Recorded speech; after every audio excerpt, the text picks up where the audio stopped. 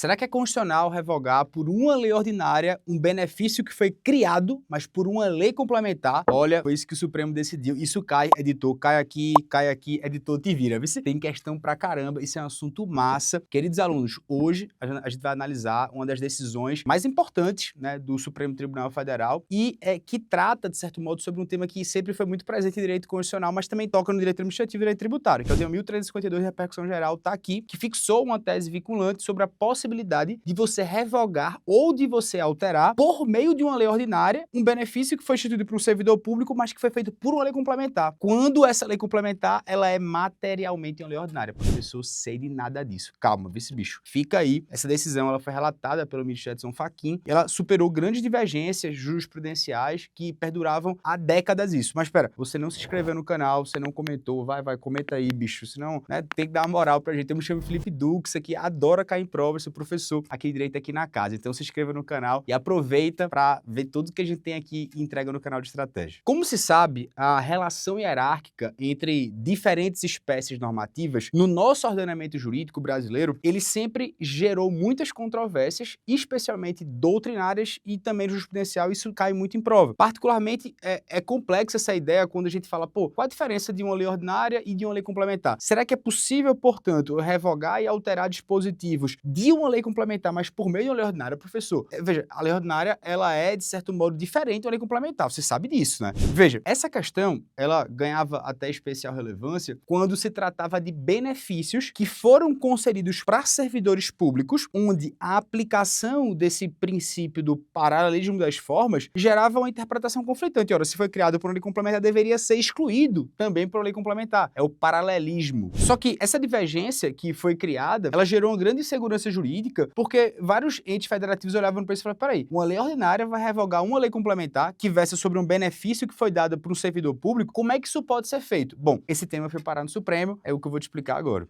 É o caso do município de Formiga, Minas Gerais, que a gente vai abordar para você entender essa tese do Supremo. Primeiro vamos analisar o caso concreto que chegou no Supremo desse tema 1352. O caso teve origem numa ação judicial que foi movida por uma professora municipal de Formiga, lá em Minas Gerais, que ela pleiteava receber simplesmente um auxílio condução que estava prevista numa lei, num artigo da lei complementar municipal, que era lá o estatuto, né, dos profissionais da educação. E esse dispositivo, ele estabelecia textualmente o seguinte, ó, será concedido ao professor um adicional de 20% sobre o vencimento básico inicial a título de auxílio condução nos casos especificados em lei própria. Posteriormente, foi editada uma lei ordinária do município. Uma lei depois dessa lei complementar que deu benefício, só que ela regulamentou esse auxílio transporte, auxílio condução para esses servidores, dando alguns critérios substancialmente mais restritivos para a concessão desse auxílio. E aí surgiu um conflito. Nós temos aqui um conflito normativo clássico. Qual norma deve prevalecer, a lei ordinária ou a lei complementar? A turma recursal de origem, né, ela decidiu por aplicar a lei complementar, por fundamentar no princípio desse paralelismo das formas e dizer que uma lei complementar é maior que uma lei ordinária. Ela dizia assim, olha, uma lei complementar não pode ser revogado por uma lei ordinária, deveria ser outra lei complementar, beleza? Tá, mas vamos falar da natureza jurídica dessas leis complementares. O que é que muda? Uma lei complementar, ela realmente é maior que uma lei ordinária? E a gente percebe que essa controvérsia central, ela reside, portanto, em qual é a natureza jurídica das leis complementares no nosso ordenamento jurídico brasileiro. E conforme consagrado na doutrina e também na jurisprudência, as leis complementares, elas não possuem uma hierarquia superior a uma lei ordinária. Elas se diferenciam apenas pelo âmbito material de incidência e também por um processo legislativo qualificado que exige um quórum de maioria absoluta para aprovação, diferentemente de uma lei ordinária. E ela está previsto taxativamente na Constituição Federal, a lei complementar, e a lei ordinária é de maneira residual. Miguel Reale, ele já caracterizava, né, uma expressão salientando que não há uma rigidez de preceitos constitucionais, nem tampouco devem comportar a revogação por força força de qualquer lei ordinária superveniente. É como se ele dissesse o seguinte, ó, lei complementar e lei ordinária, eles, quando tratam da mesma matéria e que a Constituição Federal não pede uma lei complementar, ela pode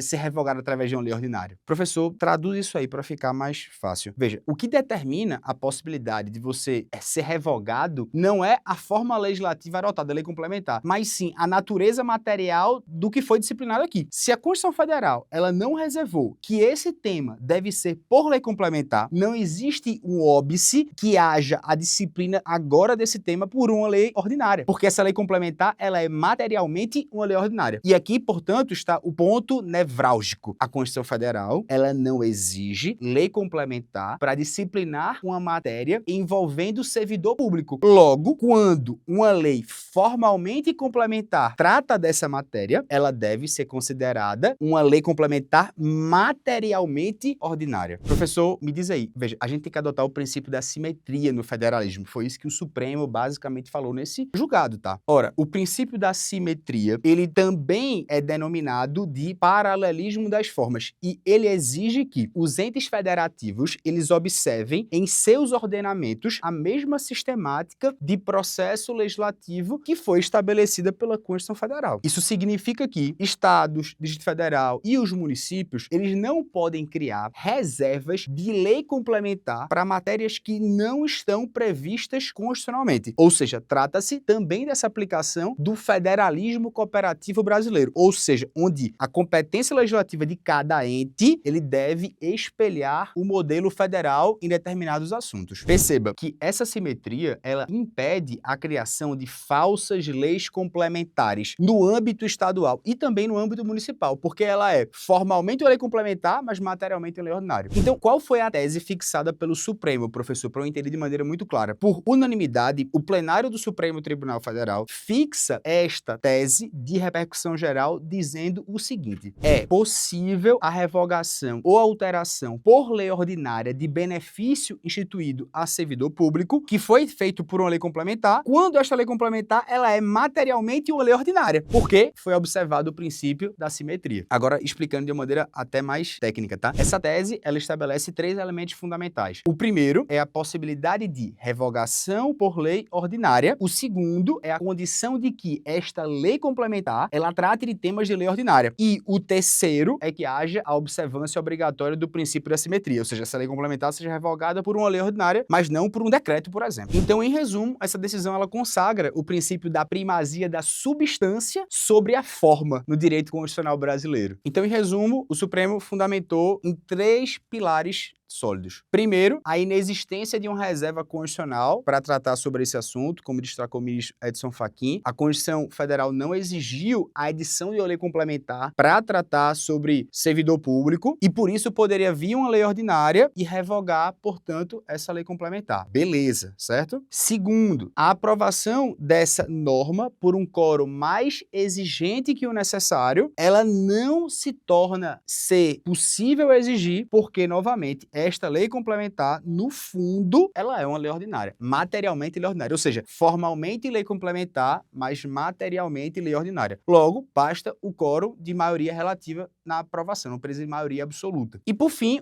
uma prevalência de um critério material sobre um critério formal. Quando uma lei formalmente complementar tratar de um assunto reservado à lei ordinária, entenda, ela só tem a roupa de lei complementar, mas na prática ela é uma lei ordinária. Isso acontece no direito constitucional, isso acontece no direito tributário, isso acontece no direito administrativo. E eu vou mostrar aqui para vocês as questões que foram cobradas sobre esse assunto. Eu não vou parar aqui para explicar todas as questões, mas você está vendo que é um tema que era consolidado no Supremo há muito tempo. Isso aqui já foi cobrado. Editor, tá, agora faz teu nome aqui, ó. Tá aqui uma questão massa, tá aqui outra questão bacana. Veja, se você gostou desse vídeo, velho, comenta aqui de verdade, porque dá um trabalho da gota serena. Tá aqui, Juliano, sexta-feira de noite, meu irmão, de noite, aqui, ó, olhando pra mim, falando assim, meu irmão, acabou, vai, vamos embora.